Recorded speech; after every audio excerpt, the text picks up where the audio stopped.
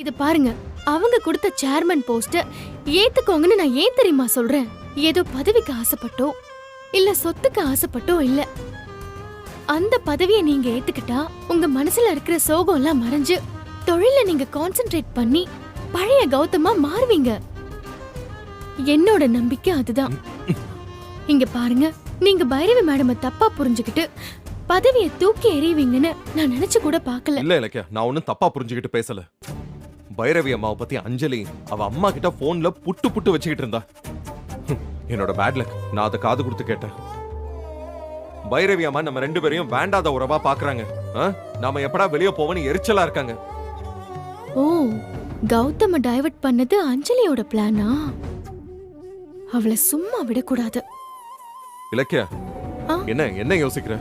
இல்ல, அந்த அஞ்சலி பேசினதை அப்படியே நம்பிட்டீங்களா? அவ உங்களை ட்ரிகர் பண்றதுக்கு தான் அப்படி